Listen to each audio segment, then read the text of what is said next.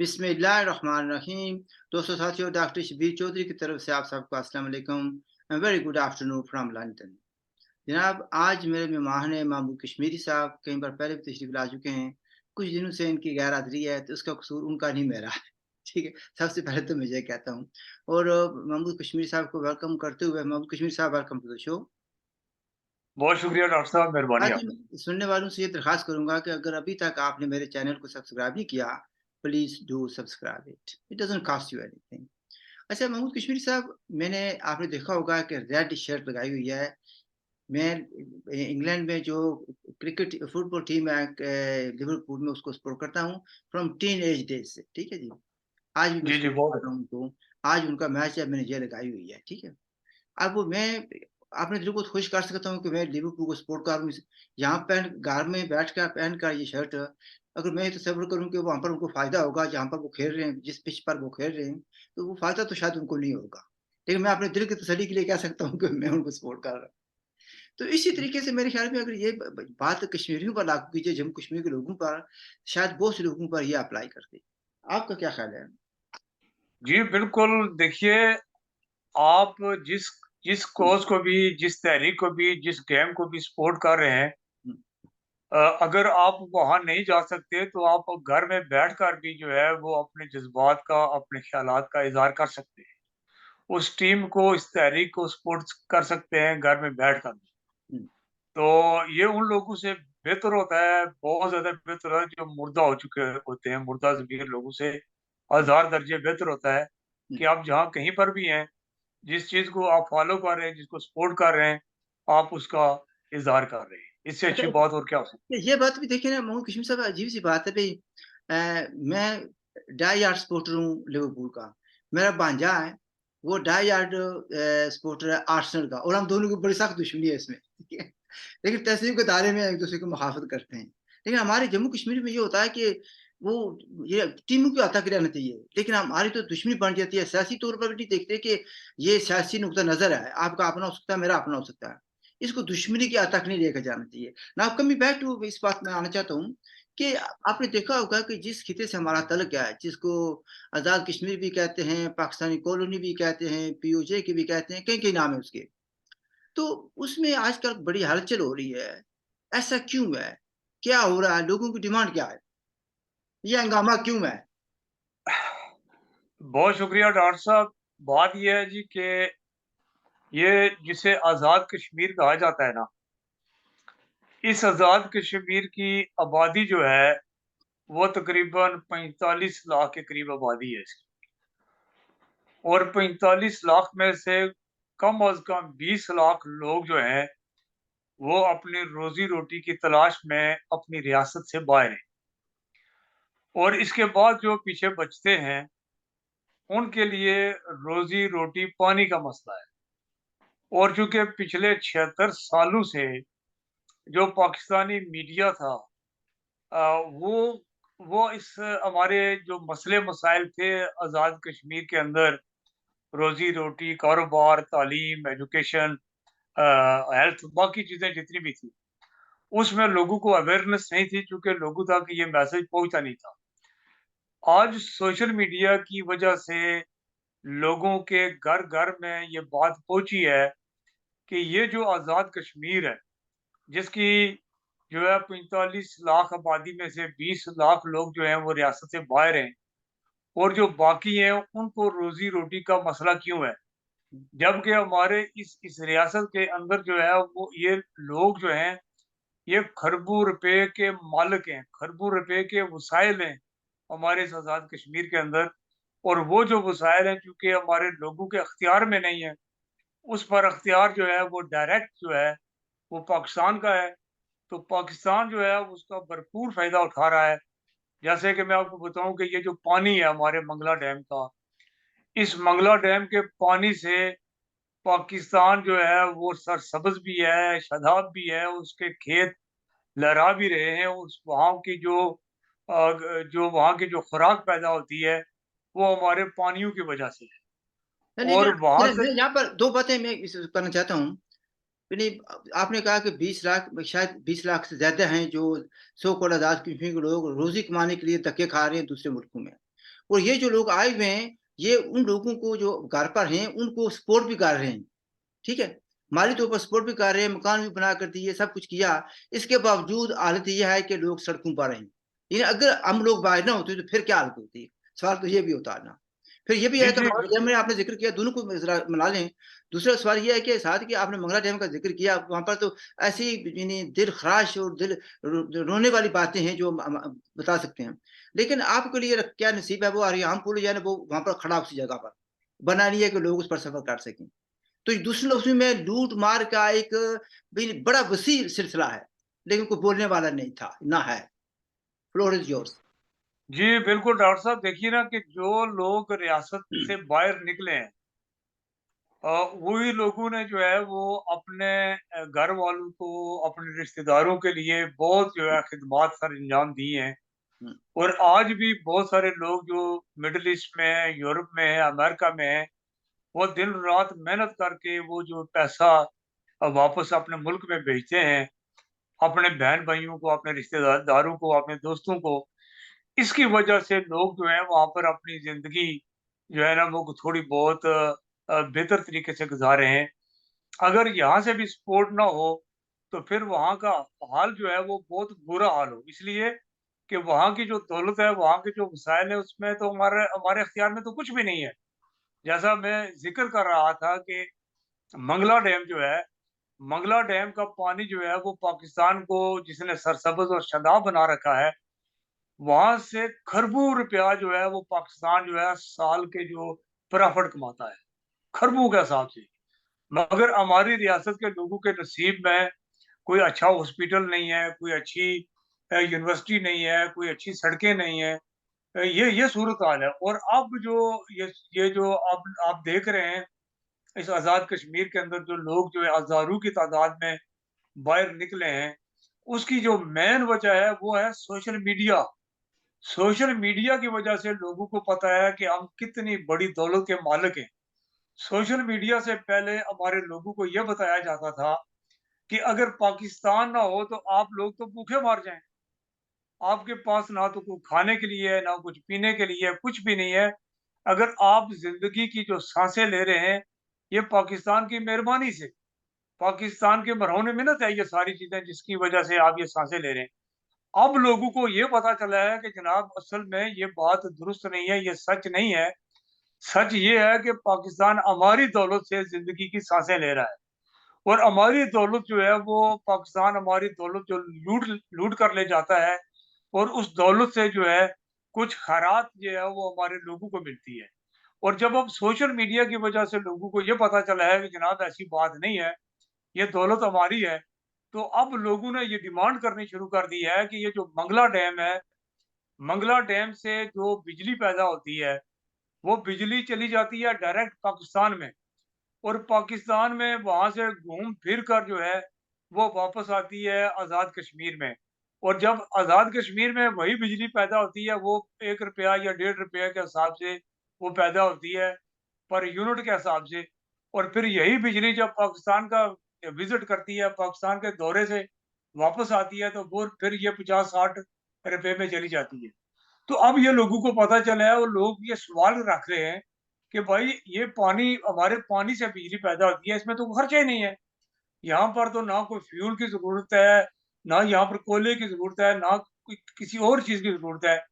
यहाँ पर तो बहुत सस्ती बिजली पैदा होती है और इतनी सस्ती बिजली पैदा होने के बावजूद हमें जो है वो एक गरीब आदमी डॉक्टर शबीर साहब मैं आपको बताऊँ, जिसके घर में एक पंखा है, चंद लाइट्स हैं, उसके घर में अगर 10, 15, 20 हज़ार रुपए का बिल आए और वो जो मज़दूर है, वो खुद जो है 10-15 हज़ार का मज़दूर है। वो बिजली का बिल अदा करेगा या अपने बीवी-बच्चों का पेट पालेगा।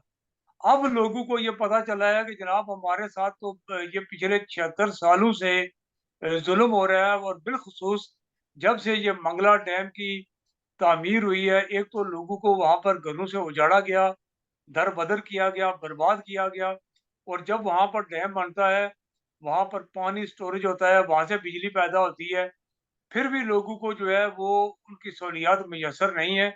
उस सारी जो उस मंगला डैम की जो फ़ायदा है, वो पाकिस्तान की हुकूमत उठा रही है। पाकिस्तान का सहूलतकार उठा रहे हैं। जो आम रियासत जम्मू कश्मीर का शहरी है, जब ये डैम डैम बना था जबरी तौर पर, उस वक़्त भी इन गरीब लोगों को दरबदर किया गया और डैम बनने के बाद जो लोग बचे थे हमारे इस डिस्ट्रिक्ट मीरपुर के अंदर, उनको सहूलतें देने से जो है, वो पाकिस्तान इनकारी है, वो हमें सहूलतें नहीं दे रहा। और अब लोग जो हैं, इसमें आपने देखा होगा कि बच्चे, बूढ़े, नौजवान सभी जो हैं, वो गली मोहल्लों में निकले हुए हैं और ये मुतालबा कर रहे हैं जी कि ये दौलत हमारी है और हमारे हवाले की जाए। और साथ-साथ वो ये कह रहे हैं जी कि हमें पाकिस्तान से किसी भी इमदाद की ज़रूरत नहीं है। हमें पाकिस्तान से कोई मदद नहीं चाहिए। हमारे जो वसाइल हैं, वो हमारे इख्तियार में दे दिए जाएँ। वो थोड़े हैं, ज़्यादा हैं, जो कुछ भी हैं, हम भूखे मर जाएँगे अगर हमारे पास थोड़े वसाइल हैं। हम आपसे कुछ नहीं माँगते, लिहाज़ा हमारी दौलत जो है वो हमारे हवाले कर दी जाए, ताकि हम अपने तौर पर अपनी ज़िंदगी बेहतर तरीके से जो है वो इसमें साहब चला वसाइल सकें। कम नहीं है, हमारे पास वसाइल कम नहीं है, सिर्फ़ है कि हमारे कंट्रोल में नहीं है। अच्छा, आपके जो वज़ीर-ए-आज़म हैं इन सो कॉल्ड आज़ाद कश्मीर के अनवर उल हक साहब, तो उन्होंने जो इंटरव्यू दिए पाकिस्तान में, बड़े अच्छे इंटरव्यू दिए, लोगों ने पसंद भी किए, कुछ ने तनकीद भी की, लोगों का हक है तनकीद करना। तो उन्होंने ये कहा है कि 4 रुपए यूनिट तैयार होती है यहाँ पर, ठीक है? और हमें मिलती है तकरीबन 60 रुपए की वापस आकर मिलती है। तो वो उनके मुताबिक 300 मेगावाट हमारी ज़रूरत है, शायद मेरे ख़्याल में 350 के लगभग हमारी ज़रूरत है। तो मैं हमेशा ये कहता हूँ, इन चोरों, डाकुओं से ये कहता हूँ, गासिबों से ये कहता हूँ, काबिज़ लोगों से ये कहता हूँ, वो कम से कम 350 हमें दे दें, तो हमारे लोग तो अमन सुकून से रहे ना। बाकी आपने डाका डालना है तो डाल लें, ले जाएँ। लेकिन कम से कम ये तो दें ना, हमें कितनी मुसीबत पड़ी हुई है यहाँ पर। लेकिन दूसरी साथ में एक बात ये कहूँगा, this is the time for people to come out and speak. ये हकूक वैसे नहीं मिलने वाले, आप ये कहेंगे कि बिजली दे दो सस्ती, तो ये बात नहीं है। अब डिमांड ये नहीं कि बिजली हमें सस्ती दे दो, कास्ट प्राइस पर दे दो। डिमांड ये है कि it should be under our control. हमारे रिसोर्सेज़ हमारे हैं, इन पर कंट्रोल भी हमारा होना चाहिए, हमारे पड़ोसी का नहीं होना चाहिए। Floor is yours. देखिए डॉक्टर साहब, वो आप जो ज़िक्र किया ना आपने आज़ाद कश्मीर के वज़ीर-ए-आज़म का, उन्होंने जो बहुत सारी बातें की, उनमें से एक बात ये है कि उन्होंने कहा कि जब मेरी मुलाकात हुई जो पाकिस्तानी फ़िनांस सेक्रेटरी है, उसके साथ, तो उसका रवैया अच्छा नहीं था। इससे पहले फारूक हैदर साहब की इसी फ़िनांस जो सेक्रेटरी है, इसके साथ जो आज़ाद कश्मीर के वज़ीर-ए-आज़म और बाकी जो उनकी साथ टीम थी, वहाँ पर भी उन्होंने तौहीन-आमेज़ाना रवैया जो अख्तियार किया था। और ये जब भी हमारे आज़ाद कश्मीर के जो सो कॉल्ड जो लीडर हैं, जब ये जाते हैं तो उनकी वो बेइज़्ज़ती करते हैं। और उन्होंने ये फारूक हैदर ने भी ये कहा कि मैं कुछ कहना चाहता था मगर मेरे साथियों ने मुझे रोक दिया।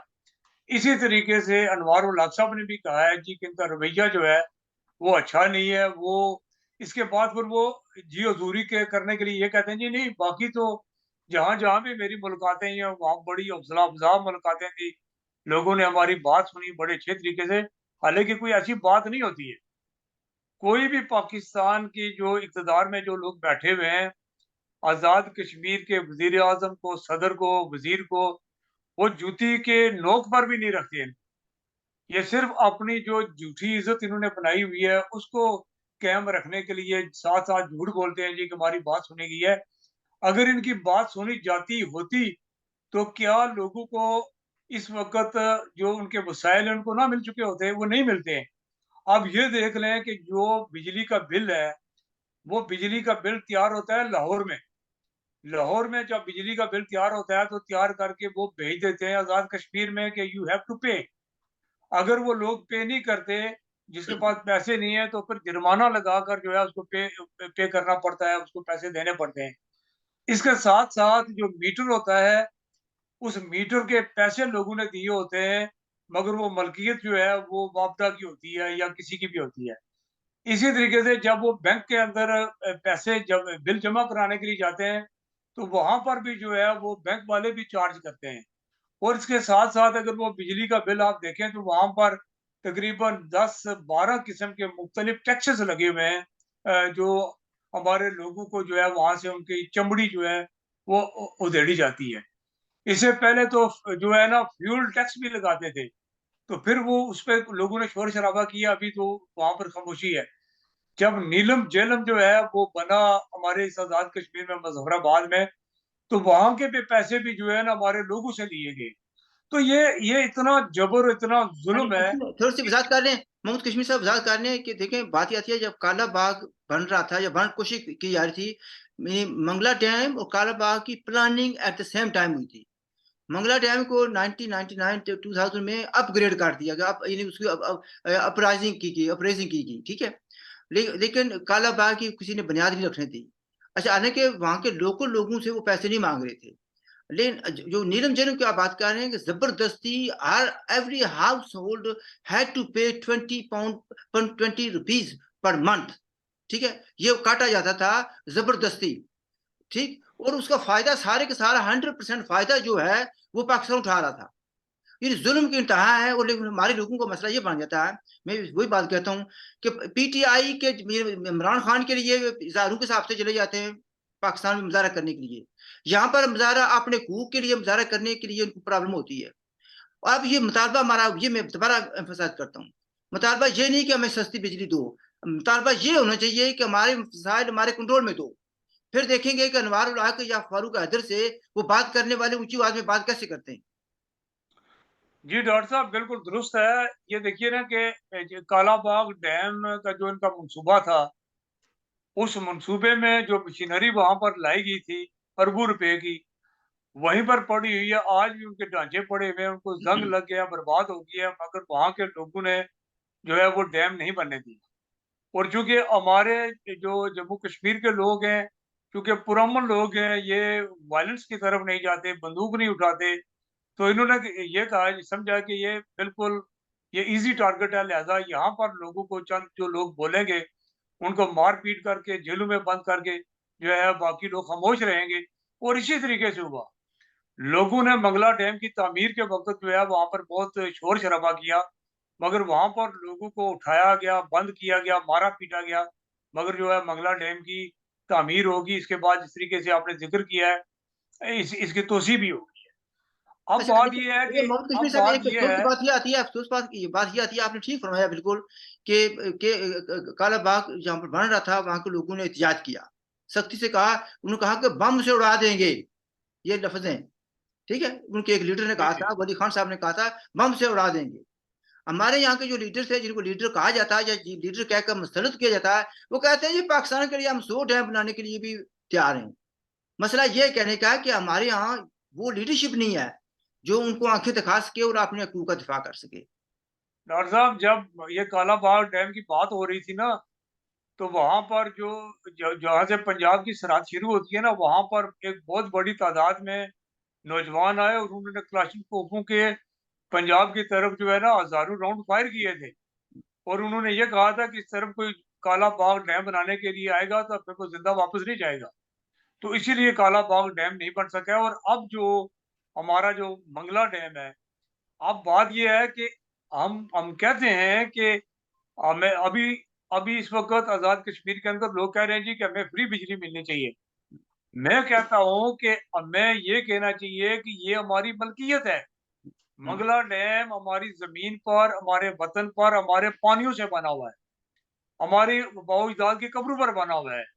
वहां पर हजारों लाखों की तादाद में लोगों को हिजरत जो करनी पड़ी, वहां पर बना हुआ है। और वहां की इस डैम की मलकियत की बात करनी चाहिए कि ये डैम हमारा है। और जैसा कि आपने ये कहा है ना कि जब ये मलकियत हमारी होगी, तो इसके बाद जो पाकिस्तान के जो इक़्तिदार में बैठे हुए हैं, फिर वो चाहे फारूक हैदर हो, चाहे अनवार उल हक हो, चाहे कोई हो, तो फिर उनका रवैया जो होगा ना वो ऐसा नहीं होगा जो इस वक़्त उन्होंने इख्तियार किया हुआ है। क्योंकि ये लोग जो इस वक़्त इक़्तिदार में बैठे हुए हैं, चूँकि इनको ना अपनी इज़्ज़त का एहसास है, ना रियासत के लोगों की इज़्ज़त का एहसास है। क्योंकि ये आए रोज़ पाकिस्तानी हुक्मरानों से बेइज़्ज़त होते हैं, आए रोज़ इनको जूते पड़ते हैं और ये आदी हो चुके हैं। अब हमने लोगों को जो आप कहते हैं बताना है। कि आप कहते हैं कि जूते खाने के आदी हो गए, बेइज्जती कराने के आदी हो गए। तो जब तक बिल्कुल। अच्छा, अब ये बताएं कि ये जो अभी एहतजाज हो रहे हैं, क्या ये यानी इंडिविजुअली किया जा रहा है, यानी दूसरे लफ्जों में मुजफ्फराबाद में वाले अपने तौर पर कर रहे हैं, रावलाकोट वाले अपने तौर पर कर रहे हैं, क्या कोई यूनिफाइड एफर्ट है, कोई इसको कोऑर्डिनेट कर रहा है। मुझे डर ये लगता है, इससे पहले भी बड़ी ज़बरदस्त तहरीक शुरू हुई थी पाकिस्तान के खिलाफ, पाकिस्तान के कब्ज़े के खिलाफ, उनकी जो कॉलोनियलिज़्म है या उनकी जो यानी इस्तिसाल है, उसके खिलाफ चली थी। लेकिन वो एकदम उपजा के ज़रा बैठ गई थी। तो ये पूछना चाहता था भी उनकी बेसिक डिमांड क्या है इस वक़्त लोगों की? क्या वे बिजली दें या पुरानी तनख्वाह पर काम करने को तैयार हैं, या ये कि जूते मारने वालों को तादाद बढ़ा दें? नहीं, नहीं, नहीं, अब जो है ना बात निकल चुकी है, वो इसलिए निकल चुकी है कि सोशल मीडिया की वजह से जो पढ़ा-लिखा नौजवान तबका है, हर गाँव देहात का जो नौजवान है वो अवेयर है काफ़ी सारे अपने वसाइल के हवाले से। अब वो कह रहे हैं कि अभी तो उनकी डिमांड ये है ना कि हमें बिजली फ्री दी जाए, हमें आटा दिया जाए। अब इस पर बात कर रहे हैं और ये तहरीक जो है चूँकि ये पुंछ से इसका शुरुआत हुई थी और मेरे ख़्याल में आज इसको 130 दिन हो गए हैं धरना दिए हुए पुंछ के अंदर जो नौजवान बैठे हुए हैं, वो डिमांड कर रहे थे कि हमारे वसाइल हैं, वो हमारे हवाले किए जाएँ, ये हमारी दौलत है और ये दौलत हमारे हवाले की जाए। तो फिर ये आस्ता-आस्ता डॉक्टर साहब ये आज़ाद कश्मीर के मुख्तलिफ शहरों में, गाँव में जो है ये तहरीक पहुँची है और आपने देखा होगा 31 अगस्त को जो है मुज़फ़्फ़राबाद के अंदर हज़ारों की तादाद में लोग निकले हैं और जो दारुल हुकूमत है मुज़फ़्फ़राबाद, वहाँ का बिल्कुल पहिया जाम था। बिल्कुल कोई भी गाड़ी वहाँ पर नहीं चल रही थी, सब जनाब वाला खामोशी ना थी कोई और तशद्दुद भी हुआ वहाँ पर। जी, जी, मैं वही बात बताने लगा हूँ कि वो बड़े ज़बरदस्त तरीके से वो तहरीक लोग जो है एहतजाज कर रहे थे और चूँकि जो काबिज़ कुव्वतें होती हैं, उनके सहूलतकार आज़ाद कश्मीर के अंदर जो है काफ़ी बड़ी तादाद में बैठे हुए हैं और वो उन सहूलतकारों को इस्तेमाल किया जाता है और सहूलतकारों के साथ-साथ कुछ बेवकूफ़ लोग भी होते हैं, उनको भी इस्तेमाल किया जाता है। और वहाँ पर एक सहूलतकार था, जो पाकिस्तान की सहूलतकार एक तंज़ीम है मुस्लिम कॉन्फ्रेंस और उनके जो इस वक़्त जो सदर हैं सरदार अतीक साहब, उनका दामाद है, उसने किसी जगह पर जो है, वो कश्मीर बनेगा पाकिस्तान का नारा लगाया और जब उसने नारा लगाया तो वहाँ पर जो नौजवान थे, वो गुस्से में आ गए तो फिर उसके खिलाफ लोगों ने बोलना शुरू कर दिया कि कश्मीर बनेगा खुद मुख्तार, कश्मीर कभी भी पाकिस्तान नहीं बनेगा, तो वहाँ से उनको फिर भागना पड़ा। तो मेरा बात करने का मकसद ये है, इससे पहले भी जो है एक ग्रुप था, वो खड़ा हुआ और उसने कहा जी कि प्रेस उन्होंने लोगों में बताना शुरू किया कि जो हुकूमत पाकिस्तान ने हमारे बहुत सारे मुतालबात जो हैं, वो मान लिए हैं, लिहाज़ा इसकी ये भी तहरीक की कोई ज़रूरत नहीं है। तो फिर लोगों ने उनको जूते मारे और जूते खाने के बाद फिर उन्हीं लोगों ने जो है मुज़फ़्फ़राबाद में बैठकर प्रेस कॉन्फ्रेंस की, उन्होंने कहा जी कि ये लोगों की तहरीक है और हम लोगों के साथ खड़े हैं।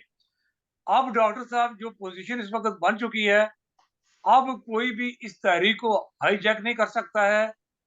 इस तहरीक के लिए हर शख्स जो है वो जुड़ा हुआ है इस जुल्म और जबर के खिलाफ और पाकिस्तान को जो हमारे वसाइल हैं, वो हमारी मलकियत में देने होंगे और जब ये मलकियत जो है, जो हमारी जो दौलत है, जब हमारी मलकियत में आ जाएगा, तो उस वक़्त आज़ाद कश्मीर के लोगों की इज़्ज़त वक़ार में भी इज़ाफ़ा होगा और हमारे आज़ाद कश्मीर के लोग जो हैं, वो किसी भी जगह पर बैठकर जो है, वो अपनी बात पूरी कर सकेंगे और पाकिस्तान का जो हुक्मरान तबका है, जो पाकिस्तान के जर्नैल हैं, उनको बात सुननी पड़ेगी। वो इसलिए सुननी पड़ेगी कि हमारी इस आज़ाद कश्मीर के लोग बाशऊर हो चुके हैं और इस शऊर की वजह से जो है वो लोग अपना हक माँग रहे हैं। अब इनको जो है ये हक देना होगा, इसके अलावा कोई चारा नहीं है। अच्छा अगर वो इन्होंने ताकत और ज़ोर के तौर पर इस तहरीक को दबाना चाहा, तो मेरे ख़्याल में हमारे लिए तो बेहतर होगा, मगर जिन लोगों ने हमारे वसाइल पर कब्ज़ा किया हुआ है, उनके दिन करीब आने वाले हैं और उनको यहाँ से भागना पड़ेगा। क्योंकि हमारे इस आज़ाद कश्मीर के अंदर एक बहुत बड़ी तादाद है नौजवानों की जो पढ़े-लिखे हैं, जो नौकरियों से महरूम हैं, उनको नौकरियाँ नहीं मिल रही हैं।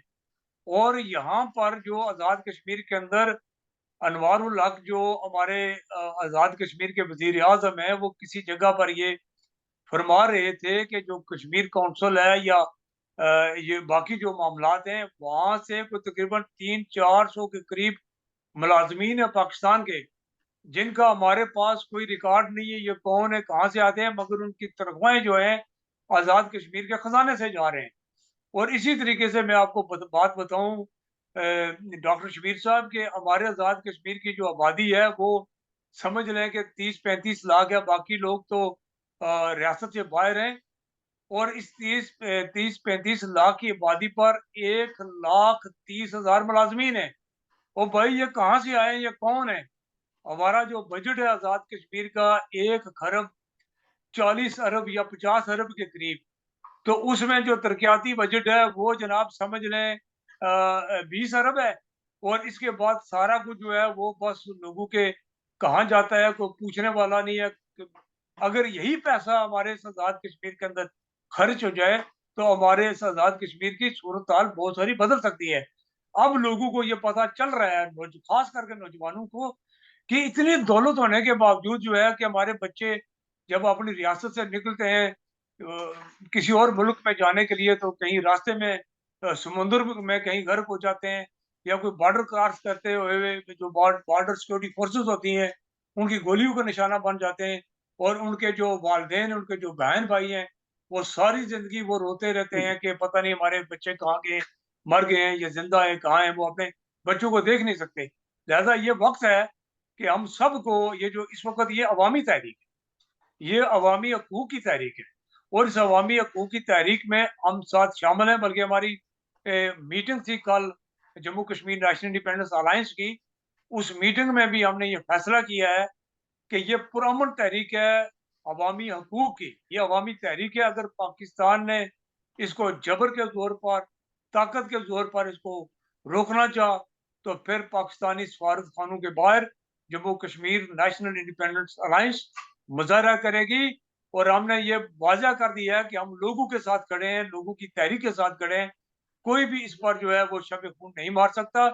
जिसने भी अगर ऐसा काम किया तो दुनिया के जहाँ भी हमें मौका मिलेगा मुख्तलिफ प्लेटफ़ॉर्म पर जो है, वहाँ पर जो है हम इस बात को हाइलाइट करेंगे।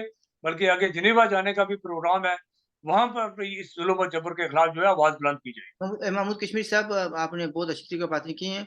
नाज़रीन, मैं एक बात कहना उसको भूल गया, क्योंकि फुटबॉल के शौक में मिस आउट हो गई, कि महमूद कश्मीरी साहब जी जिस लायंस का उन्होंने ज़िक्र किया, उसके ये चेयरमैन हैं और बड़े एक्टिवली ये काम कर रहे हैं। तो एक बात मैं आपसे ये पूछना चाहता हूँ कि आप ये कहते हैं कि वो सारे हमारे पास आएँ, हमारे कंट्रोल में आएँ।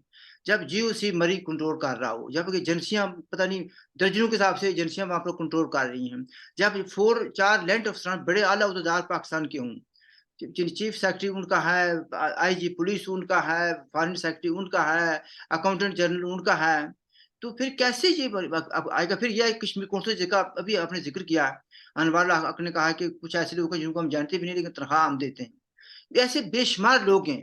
वो जो आपने बजट जिसका ज़िक्र किया, उसका ओवरवेलमिंग बहुत बड़ा हिस्सा जो है ना वो पाकिस्तान के पास चला जाता है, या नॉन प्रोडक्टिव जो है चीज़ें उनमें चला जाता है। तो इन चीज़ों की या इन हर्डल्स की मौजूदगी में फिर एक्ट 74 मौजूद है, तो कैसे आपको इख्तियार मिलेगा?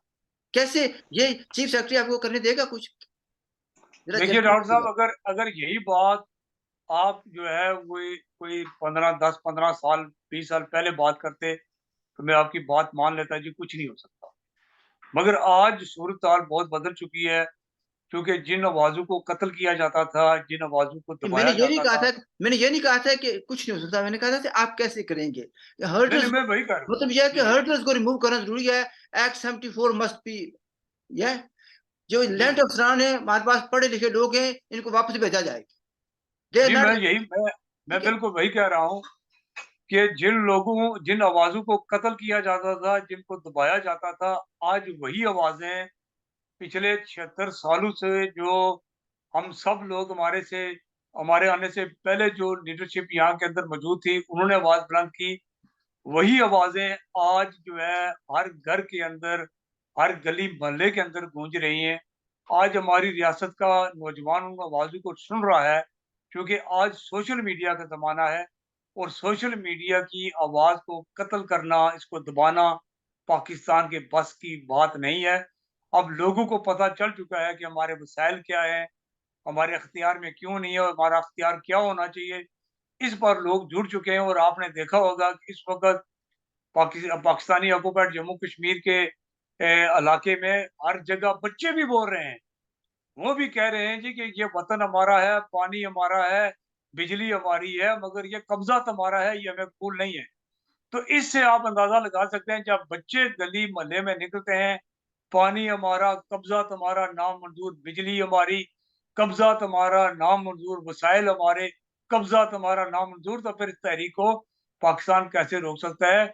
और मुझे यकीन है कि ये तहरीक जो है आगे बढ़ेगी और हमारे जो वसाइल हैं, हमारे इख्तियार में होंगे और पाकिस्तान का जो हुक्मरान तबका है, जब हमारे किसी भी नुमाइंदे के सामने बैठकर बात करेगा, तो फिर उसकी जुर्अत नहीं होगी कि वो किसी भी हमारे बंदे के सामने वो बदतमीज़ी करे। मोहम्मद फिर कश्मीर साहब, उसको बराबरी की सतह पर बैठकर बात करनी है। मोहम्मद कश्मीर साहब आपका बेहद शुक्रिया। जब मैं ये बात कर रहा था कि ये जो मुश्किलातें हैं, उनका ज़िक्र कर रहा था, इसका मतलब मायूसी बनाना नहीं, बल्कि लोगों को ये आगाह करना है कि हमारे लिए क्या-क्या मुश्किलात हैं, किन-किन लोगों ने हम पर कंट्रोल किया हुआ है। इसका मतलब ये नहीं है कि हम तो ये लोगों को प्रमोट कर रहे हैं, इंस्पायर कर रहे हैं, लेकिन at the same time they should know कि हम पर कंट्रोल कौन कर रहा है, वो ये कंट्रोल कैसे खत्म करना है। मैं आपसे एग्री करता हूँ, let's finish a on this. ए जी, जी, वतन हमारा, कब्ज़ा तुम्हारा नामंजूर। जी। वसाइल हमारे, कब्ज़ा आपका नामंजूर। डैम हमारा, कब्ज़ा आपका नामंजूर। वो लीव इट एट दैट जनाब। विश यू ऑल द अभी अभी बेस्ट। अभी ए ए एक मैं बात आप खत्म होने से पहले ये करना चाहता हूँ। इसीलिए बार-बार हम कहते हैं कि अपने जो इस वक़्त तहरीक मौजूद है, अवामी तहरीक, आपके प्रोग्राम की वसातत से भी मैं उन सब लोगों को अपील करता हूँ कि आपने इस तहरीक को पुरअमन रखना है। किसी भी कीमत पर जो है वो तशद्दुद की तरफ नहीं जाना है। आपने इस तहरीक को पुरअमन रखना है और उस पुरअमन तहरीक से जो है आपके छीने हुए हकूक जो है वो आपको मिलेंगे। अगर कहीं से भी तशद्दुद हुआ तो चूँकि तशद्दुद की को बहाना बनाकर पाकिस्तान के पास एक बड़ी फ़ौज है, तो वो उसको क्रश करने की कोशिश करेगा। लिहाज़ा पुरअमन तहरीक रखनी है, किसी भी कीमत पर हमें जो है तशद्दुद की तरफ नहीं जाना है और पाकिस्तान को हमारे वसाइल भी, हमारे इख्तियार भी और जो हमने बात की है कि वतन हमारा, कब्ज़ा तुम्हारा, वसाइल हमारे, कब्ज़ा तुम्हारा, नामंजूर, नामंजूर, इसी को लेकर हमने आगे आगे जाना है और अपने सारे वसाइल अपने इख्तियार में लेने हैं। बहुत जनाब। बेहद आपका बेहद शुक्रिया। नाज़रीन, मैं यहाँ पर फिर एक बात ऐड करना चाहता हूँ, बड़ी इम्पोर्टेंट बात की तरफ वो मोहम्मद कश्मीरी साहब ने निशानदेही की है कि इसको पुरअमन रखना है। लेकिन एट द सेम टाइम ये बात भी याद रखें कि साज़िश भी हो सकती है, पाकिस्तान के जो चमचे हैं, एजेंट हैं, वो यहाँ पर गड़बड़ करके आपके सर पर इल्ज़ाम लगा सकते हैं, ताकि पाकिस्तान की जो एजेंसीज़ हैं, पाकिस्तान की जो आर्मी है, उसको बहाना मिल जाए कि आपको क्रश करे। So be aware of all these things. We leave it at that. हमारी तरफ से खुदा हाफ़िज़ एंड लुक आफ्टर योरसेल्फ।